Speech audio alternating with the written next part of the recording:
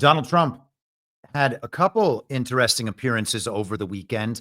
On Friday, he held a crypto summit meeting at the White House. Gianni Infantino is my friend for a long time, and during my first term, we worked out a deal to get the World Cup, and then because of lots of interesting things that happened, I ended up being president. When it showed up, I was always disappointed.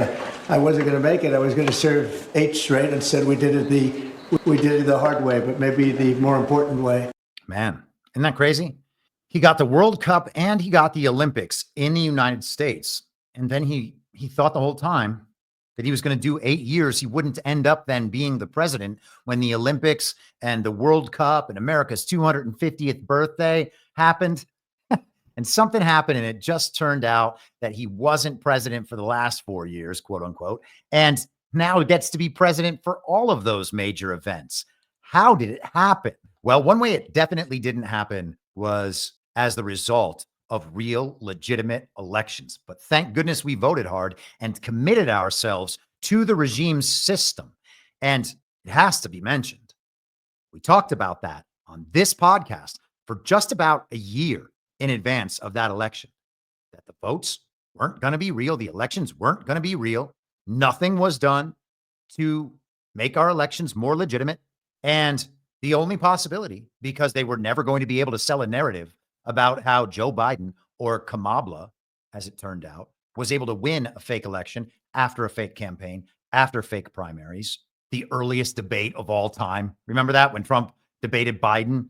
With more border patrol and more asylum officers. President Trump? I really don't know what he said at the end of that sentence. I don't think he knows what he said either. Look, we had the safest border in the history of our country.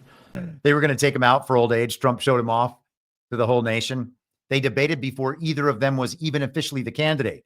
Had to get Joe out there because they needed to get rid of him, replace him with Kamala, at least in the story. They were never going to be able to sell that to anyone.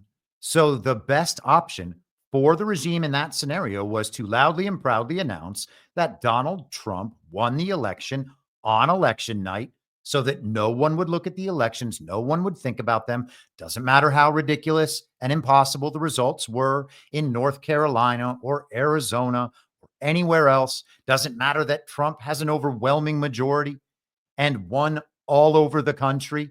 He talks about it now. He won something like 2,700 counties compared to 500 counties, but yet we have a razor thin margin in the House and the Senate. The whole thing, as Trump says, is ridiculous. The best they could do was tell the country a story about how Trump won and hope that everybody just fell back to sleep. They would fill up the down ballot races in the House and the Senate and in state governments and local governments with uniparty candidates, tools of the machine, and everyone would just simply forget about our elections. I talked about how we would be getting the hose again if we were going to go out there and vote hard and not admit that our elections were fake and demand they be fixed. And that is exactly what we will be getting. It is impossible to have predicted that exact scenario if our elections were real.